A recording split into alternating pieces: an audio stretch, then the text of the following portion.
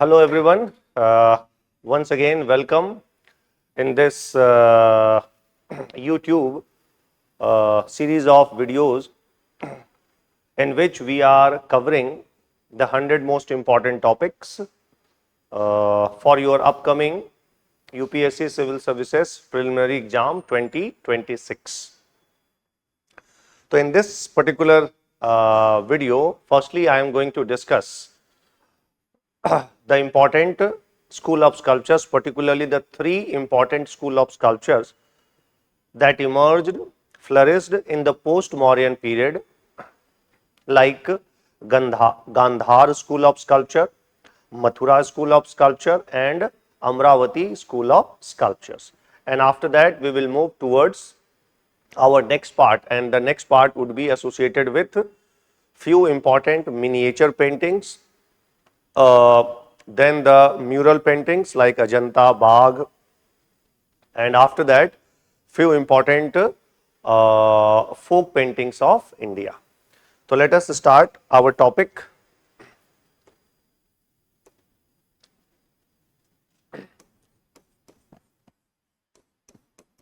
Sculptures.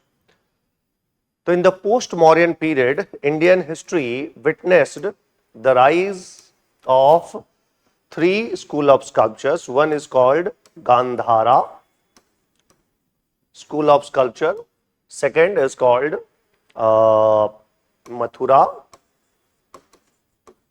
School of Sculpture, and the third one is called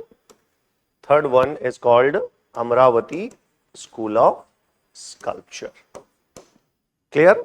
All these three school of sculptures flourished in which period? In the post-Mauryan period. Post-Mauryan period. Post-Mauryan period.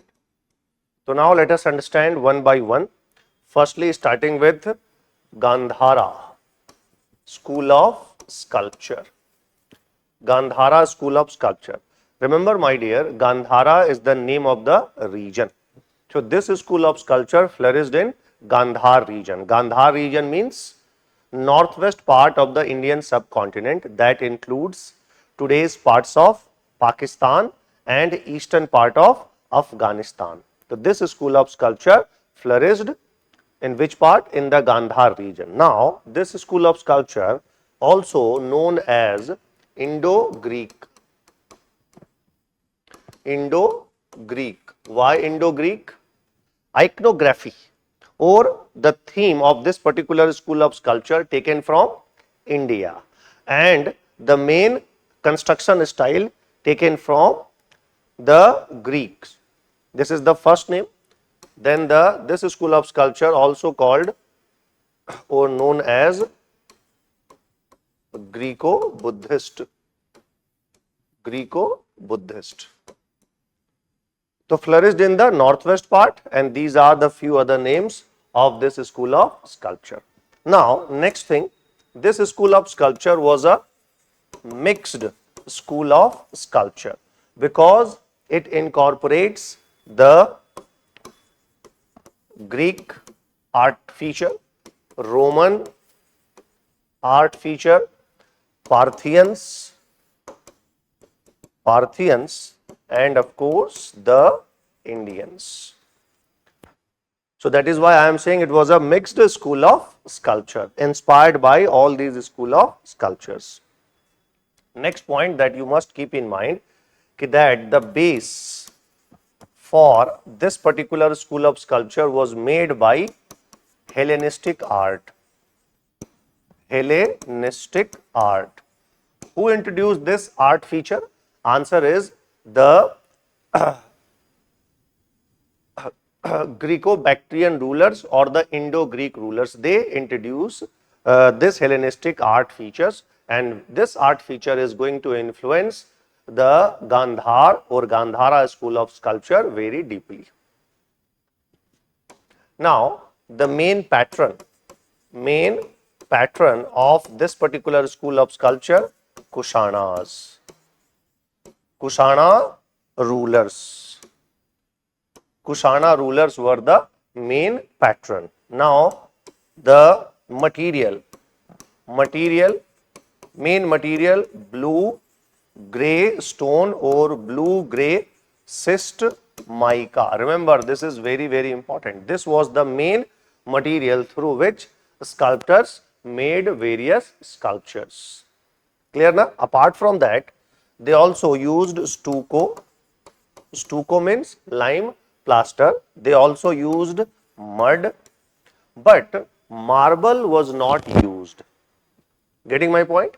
Marble was not used. So, what was the main construction material? So, blue gray schist mica or simply blue gray stone. Now, the theme of this particular school of sculpture. So, this school of sculptures was based on Mahayana sect of Buddhism. It means here you are going to see what? The sculptures of Gautam Buddha and the Bodhisattvas. The theme is clear. Now other features, centers.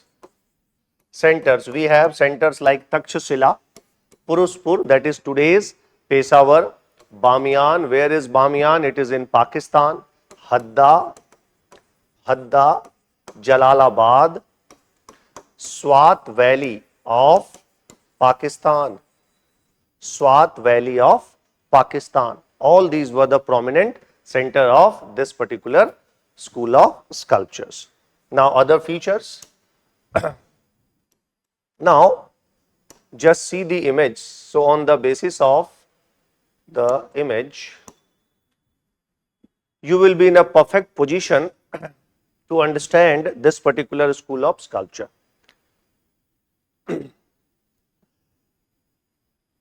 This school of sculpture, or under this school, the sculptors tried to made or successfully tried to made realistic images based on anatomical accuracy and spatial depth. Images are of three types: low relief, high relief and rounded. But most of the images are high relief, and apart from that we have rounded sculptures as well. Low relief sculptures are very limited in numbers. I am quite sure that you all knew these terms: what is low relief, what is high relief, what is rounded sculptures. For an example, this is the example of what? Rounded sculpture. Clear? Now, the face of the Gautam Buddha looks like the Greek god Apollo. Curly hairs, long ears, and the face of the Gautam Buddha looks like Greek god Apollo. This is the influence of the Greek or Hellenistic art. Now the second, this school of sculpture also inspired by the Roman school or Roman art. Like this, here in this particular sculpture, Gautam Buddha has been shown wearing a Roman attire called toga. Toga, T-O-G-A. Toga is basically a Roman attire with deep drapery, non-transparent drapery and thick fold. If you will visit to the Swat Valley of Pakistan, over there the sculptures associated with this school of sculptures influenced by the Parthian school. Parthian school flourished where? In parts of Iran or Persia. Clear? Now, Gautam Buddha in this particular school has been shown into various hand gestures like the Dhyan Mudra. See here, Gautam Buddha here is in Dhyan Mudra. Abhay Mudra, like this, no fear, Abhay Mudra. Third Mudra is called Dhamm Chakra Mudra, like this. And the last one on which UPSC has already asked a question, and the last mudra or hand gesture is called Bhumi Spars Mudra. One right hand, the fingers of the right hand will touch the earth, symbolizing what? Symbolizing two things. Gautam Buddha overpowered demon Mara and he attained nirvana. Who? Gautam Buddha. And after attaining nirvana and overcoming demon Mara, Gautam Buddha using earth as a witness. Ki see, I attained nirvana, I overpowered, I overcame whom? The demon Mara. So this is called Bhumi Spars Mudra. One hand will be, or left hand will be in his lap, and the fingers of the second hand will touch what? Will touch the earth. So four mudras or the hand gestures. So that was a very brief conceptual and the factual aspect that I discussed about what? About the Gandhara School of Sculptures. So from here, now I am moving towards our new school of sculpture, that is Mathura. Mathura School of Sculpture. Flourished when? Answer is post-Mauryan period. Who were the main patron? The Sakas and the Kushanas were the main patron. The base for this particular school, the base for this particular school of sculpture was made by Mauryan sculptures or Mauryan art. We already knew, I have already covered the sculpture of Manibhadra Yaksh. Found where? Found Mathura. So the base for this particular school of sculptures made by the Mauryan art or Mauryan school of sculpture. Clear? First thing. Second, patron I have already discussed. Scythians or the Sakas, and then the Kushanas. Kushanas. What was the material used to make this make various sculptures? Answer is spotted red sandstone. Spotted red sandstone. Quarried from where? From the Bharatpur mines. Spotted red sandstone. Remember this. Now the theme. So here we have religious and secular sculptures. Under the secular sculptures, we have the sculptures of Kushana rulers. Kushana rulers. Found from where? Found from Matgaon. Mat village or Matgaon near Mathura. Near Mathura, Matgaon. The Kushana rulers, they have been shown in boot, long coat and conical cap.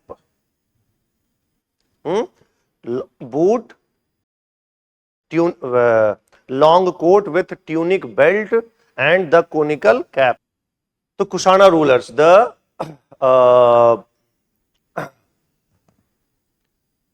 their image, their sculptures found where? Matgaon. Now coming on to the religious. Here we have the sculptures related to Buddhism, Jainism and Hinduism.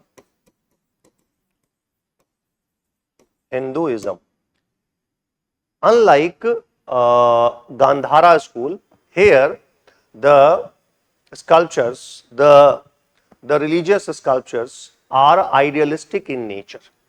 They are not realistic. Idealistic in nature.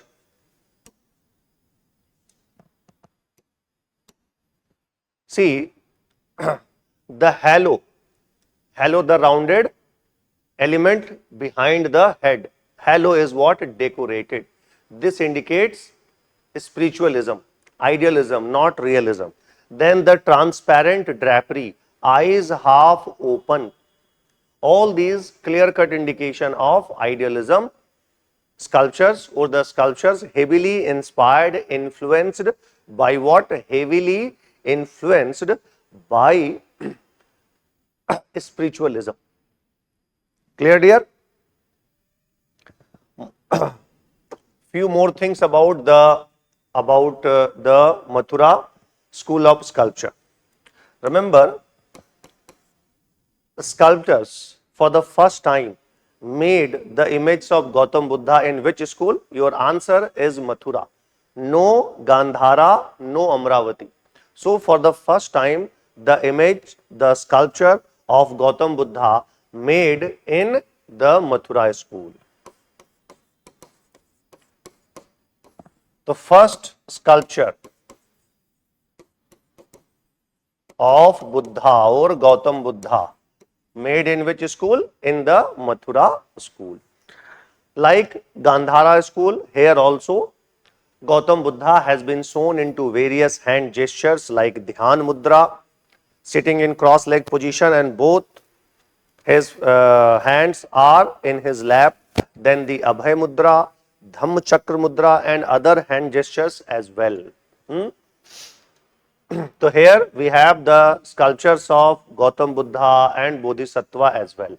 Then coming on to the sculptures associated with Jainism. So the sculptures of Jaina Tirthankars found where? At Kankali Tila. Kankali Tila, where? Mathura.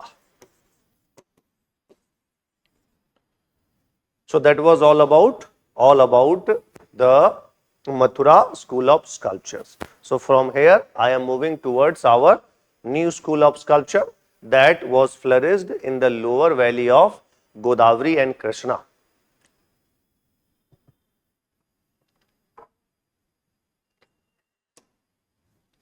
So next one is the Amaravati School of Sculpture.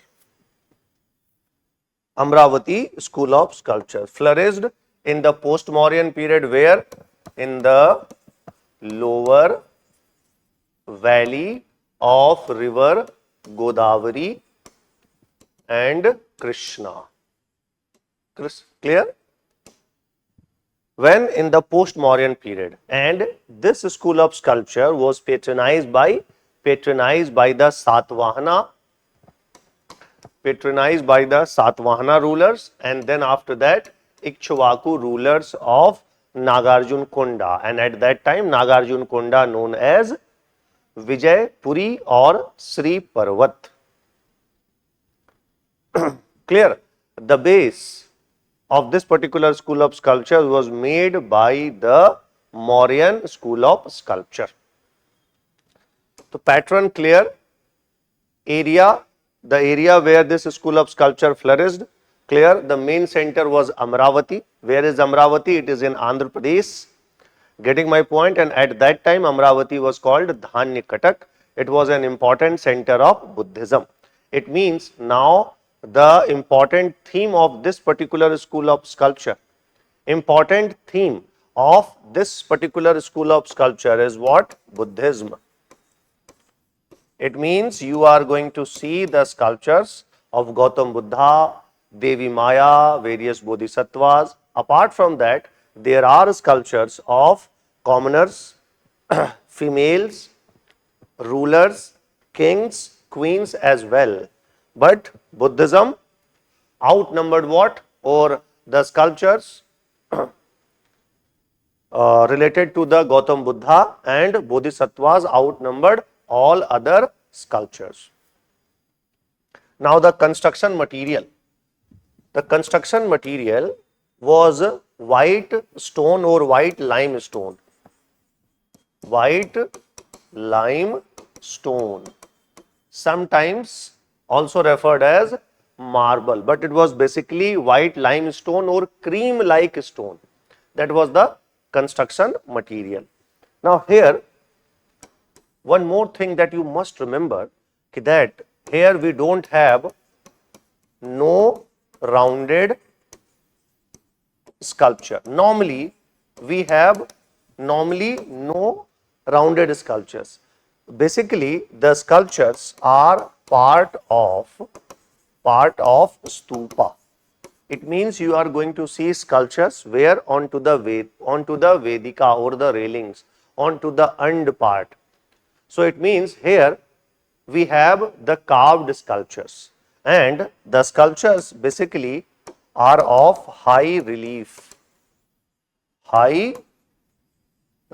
sculptures associated with the stupas. So this is very, very important. High relief.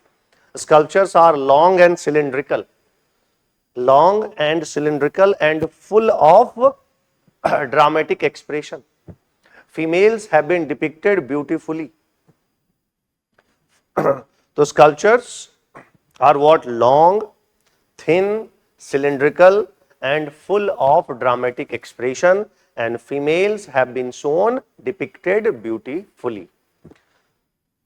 Now the prominent centers of this particular school of sculpture. Prominent center, one, you already knew it, Amaravati. Second, Nagarjun Konda. At that time, Nagarjun Konda known as Vijay Puri. Then Jagayapetta, Ghantasala,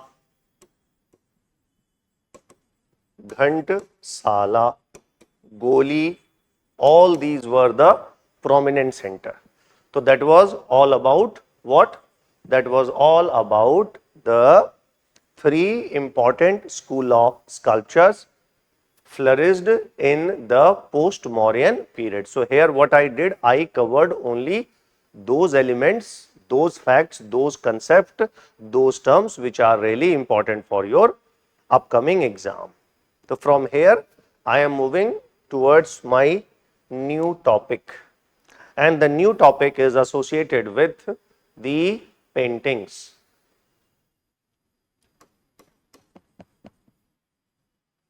Paintings. So under paintings, my dear, what I am going to discuss? I am going to discuss about murals of Ajanta, Bagh and the Chola murals. Then after that,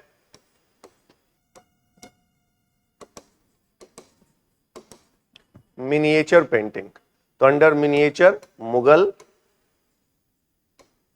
I am going to discuss then the Rajasthani, and the third one is the Pahari painting. And after that few folk paintings like Madhubani, like Patchitra, like Jadopatiya, like Varli. All these things I am going to discuss. So firstly, starting with the murals. Murals. You know, murals is a specific type of wall painting depicted onto the wall, onto the ceiling by following special technique. Under murals, we study tempera or the fresco and the fresco secco. Idea, concept about the Indian paintings given in which book? Ideas about the Indian paintings, like 6 limbs of the Indian paintings. All these elements are given in a book called Vishnu Dharmottar Puran. Vishnu Dharmottar Purana. In this book, we have the illustration, explanation of various ideas, concepts associated with the Indian paintings. Now, to simply under murals, firstly, I am going to discuss about the murals of Ajanta. So, where is Ajanta? It is in Maharashtra, Chhatrapati Sambhaji Nagar, earlier called Aurangabad. Here we have around 29 rock-cut caves associated with Buddhism. Most of the rock-cut caves are vihara and few are chaityas. Located near to which river? Located near to Vaghora river, and this is the UNESCO's World Heritage Site. Clear na? So here the theme of the Ajanta murals is what? Buddhism. Theme of the Ajanta murals are what? Buddhism. The colors, and remember here the painters, they followed which technique? Answer is fresco seco technique. It means what? Onto the wall, onto the ceiling, firstly the sculptors applied the mixture of cow dung, clay, rice husk, and after that they applied a very thin layer of lime plaster, and when lime plaster became dry, they illustrated various images. So fresco seco, it means illustration done on the dry lime plaster, not on to the wet lime plaster. If the illustration would have done on to the wet lime plaster, then it would become what? Fresco painting, or it would have been a fresco painting, but it wasn't. So the murals of Ajanta following which technique? Fresco seco. Clear? Theme is already clear, Buddhism. Now the colors, so they use colors like indigo blue, they used chalk white, they used ochre yellow. All these were the colors they used. They also used various techniques like light and shade and perspective technique. Shade and perspective technique in order to depict the image in three-dimensional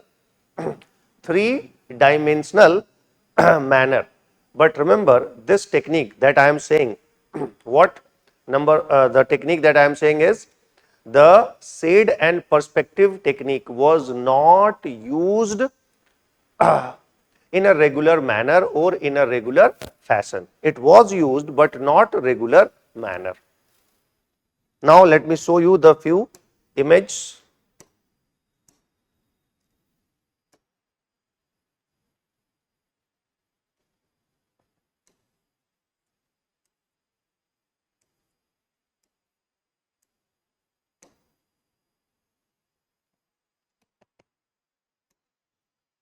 See, this is the Ajanta cave number 1, and here we have the image of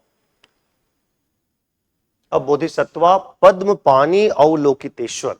The name of this Bodhisattva is Avalokiteshwar, and since he is holding lotus in his right hand, so that is why he is called Padmapani Avalokiteshwar. And this image of Padmapani Avalokiteshwar represents the most important or the most beautiful image where of the Ajanta caves.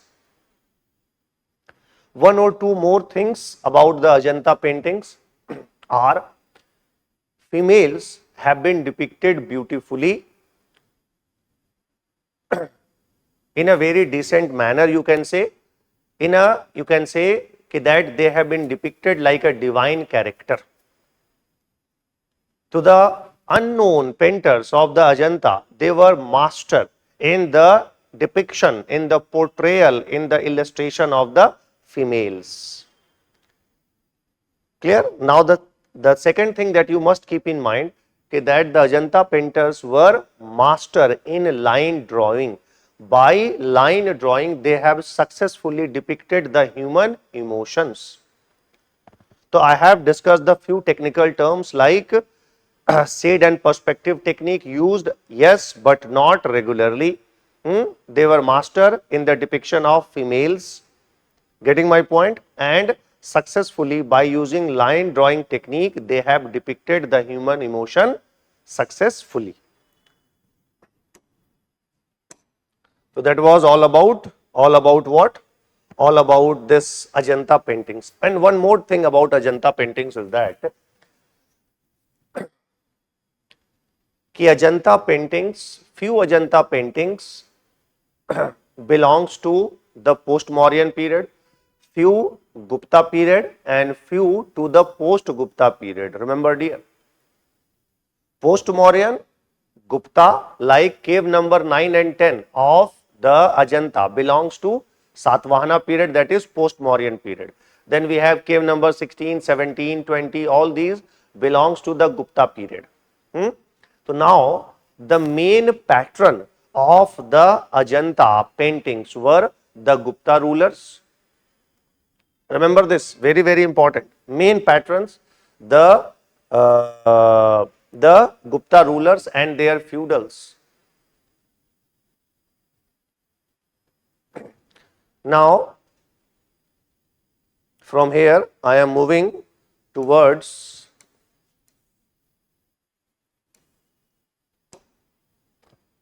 what? The Bagh caves. Where is Bagh?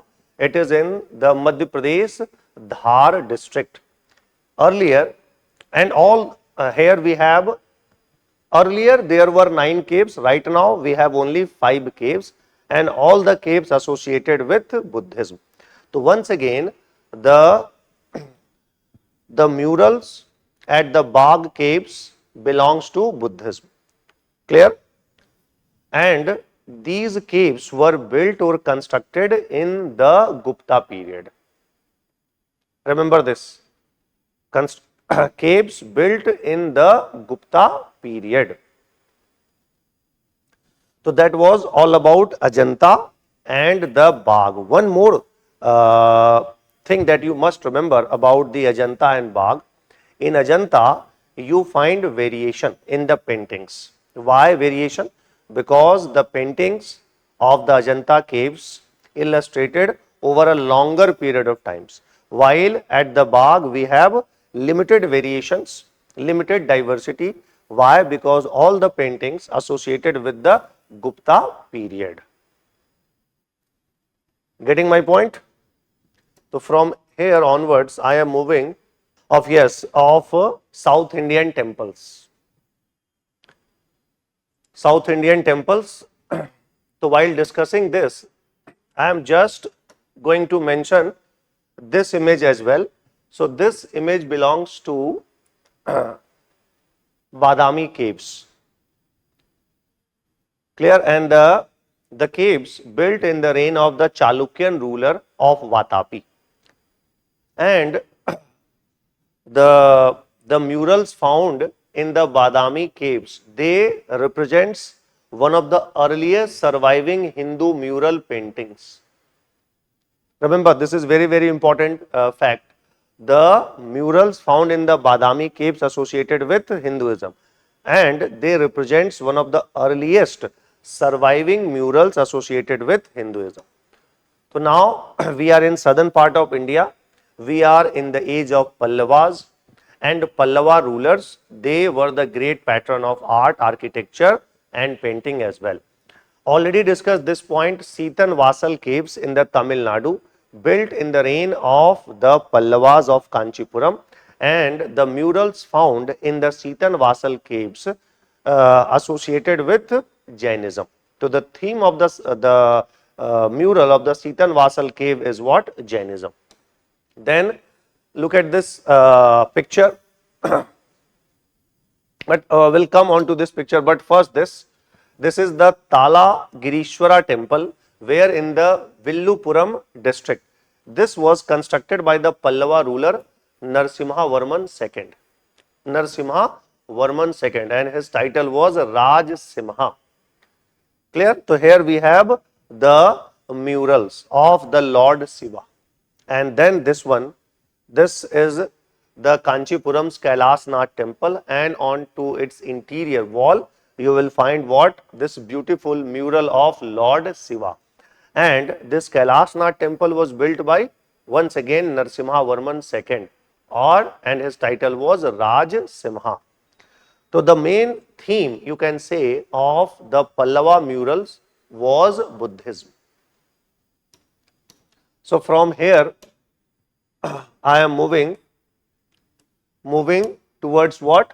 Towards the murals patronized by the Chola rulers in their temple. So we have the evidence of mural paintings related to the Chola dynasty of Tanjavur coming from the Brihadeshwara temple. So the most important murals associated with the Chola period we are coming from which temple? Brihadeshwara temple. The main theme of the Chola mural, just look at these beautiful images. The main theme is what? Saivism. Saivism. Here we have the image of Shiva. Here we have the image of Shiva. The main theme is what? Saivism. So Lord Shiva has been shown, has been depicted into various forms like Tripurantak Shiva, Ardhanarishwar Shiva, into various forms, Nataraj Shiva. Apart from that, the Chola painters, they also depicted, illustrated Nayanara saint and the Chola rulers as well. Like here we have the image of Chola ruler Raj Raja first. Clear? The image, if you will look back, if you will look all these images, then image are very simple. They are not heavily ornamented. They are not an example of stylized image. So images are very simple, not heavily ornamented, and the images are deeply inspired by the Hinduism, particularly the Saivism. So that was all about the important murals. So from here I am going to cover our next topic, is that is Mughal miniature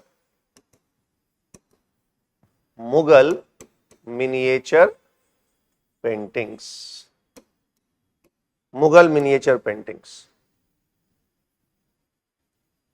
Mughal rulers like Akbar, and before that Akbar, Babur, Humayun, and after Akbar we have Jahangir and Shah Jahan. All were art loving people. All liked the paintings as well. So their paintings comes under the category of miniature. It means their paintings are very short, not very large. We are not going to see their paintings onto the wall or onto the ceilings. So from where we are going to see their paintings? Answer is onto the books, onto the paper, especially handmade paper, especially thick handmade paper. Clear? Now, the Mughal miniature painting is what? A beautiful combination, beautiful assimilation of the Indian plus Safavid Persian school of painting. Safavid was a name of the dynasty that was established in the Persia. So it was a beautiful, a fine synthesis, you can say, of the Indian and the Safavid Persian school of painting. Later, my dear, later the Mughal painting also incorporated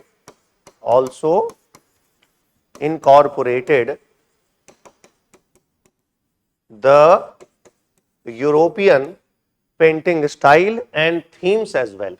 I am saying painting style and themes as well. But normally the Mughal painters, they neglected the European oil painting. What I am saying? They neglected the European oil painting. They neglected it. But certainly they adopted shade and perspective technique.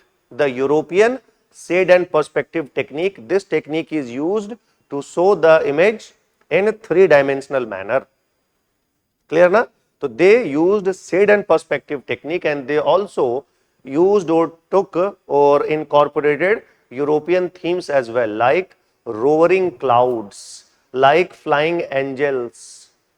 Getting my point? So this was the first thing you must remember, and these the fact or the concept that I discussed here is very, very important for your exam. Now, next, the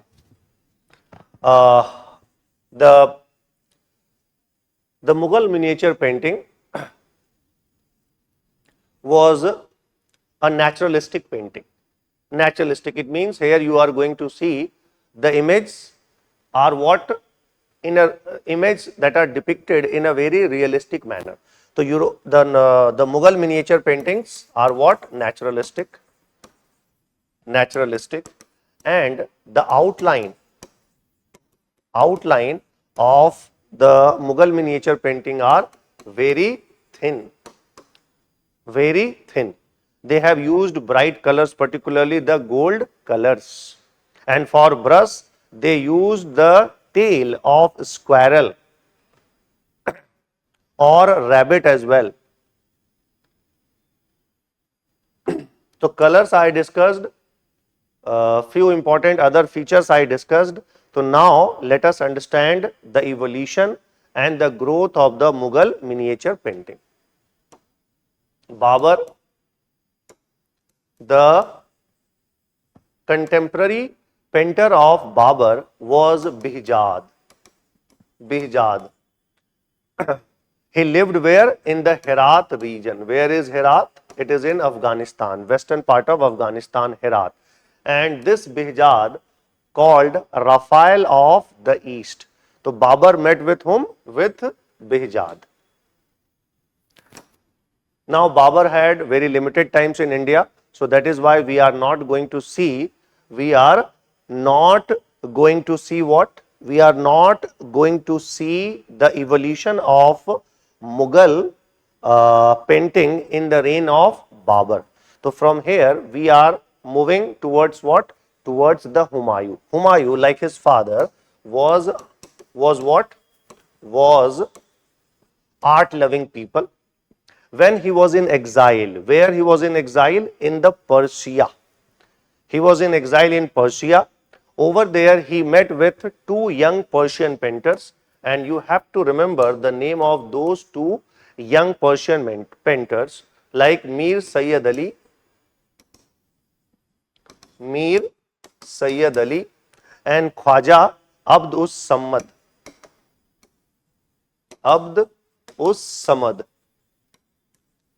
When Humayun was returning back to India, he took all these two painters where? To the India.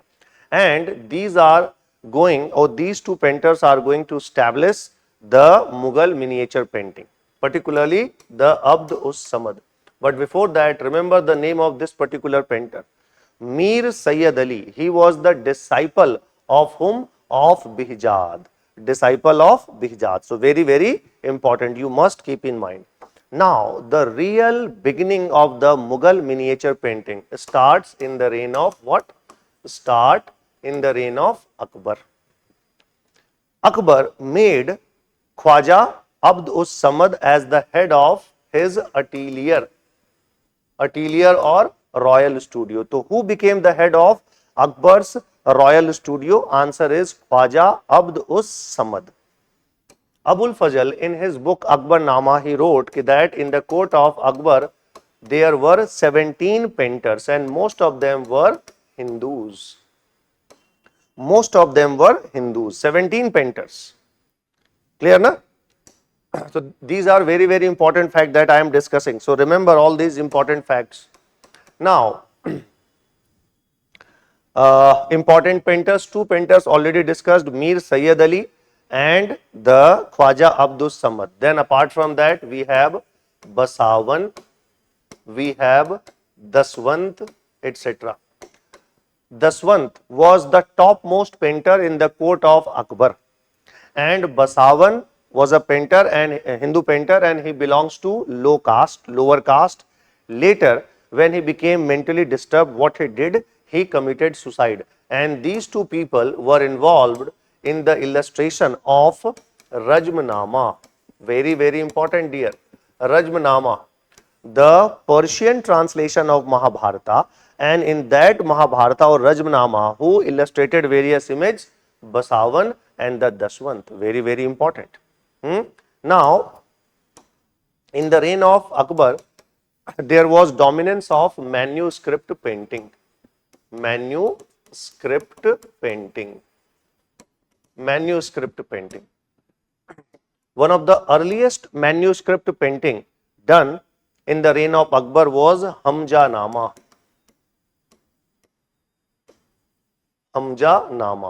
And other paintings were Tarikh-e Khandani Taimuriya, Rajmnama, Akbarnama, all these were what? Example of manuscript painting. So one of the earliest manuscript painting was Hamjanama. It was first of all started in the reign of Humayun, completed in the reign of Akbar.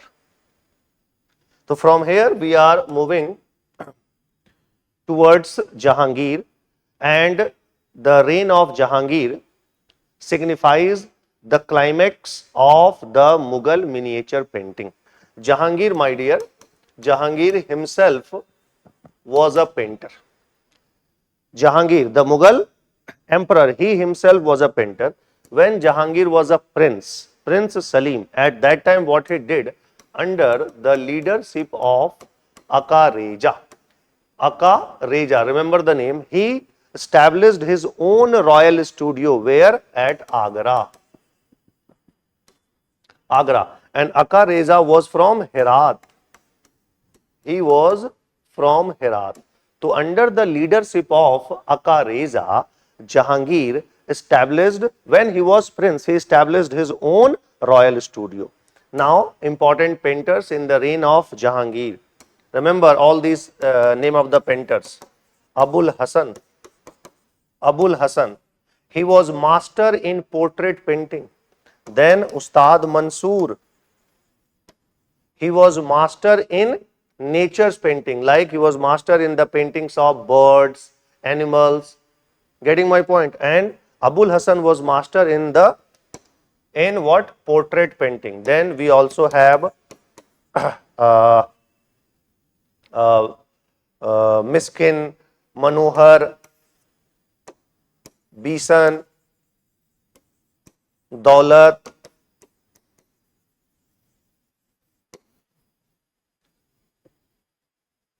Clear na? So remember, Jahangir gave Mansoor the title of Nadir ul Asr, and Abul Hasan was given the title of Nadir ud Zama. Abul Hasan portrayed the Jahangir and the Persian ruler. So he drew the image of Jahangir and Persian ruler, while Mansoor beautifully depicted the image of Siberian crane. So who depicted Siberian crane? Mansoor. Who depicted the portrait of Jahangir and Persian ruler Shah Abbas? Answer is Abul Hasan. In fact, Abul Hasan was the son of Aka Reza. In the reign of Jahangir, the portrait painting outnumber manuscript painting. Number 1 point. Number 2, that wide margins were left on to the both side of the painting. Wide margins were left. This is what? Margin were left, and both the part were beautifully decorated. Now the tradition of keeping album was also started. Tradition of keeping album, known as Murakka, was also started. So that was all about the Mughal miniature painting. So here I am ending the today's session. In the next we will wind up the other important elements of the Indian paintings. Thank you. For more informative content, like, share and subscribe, and do not forget to press the bell icon to get the notifications.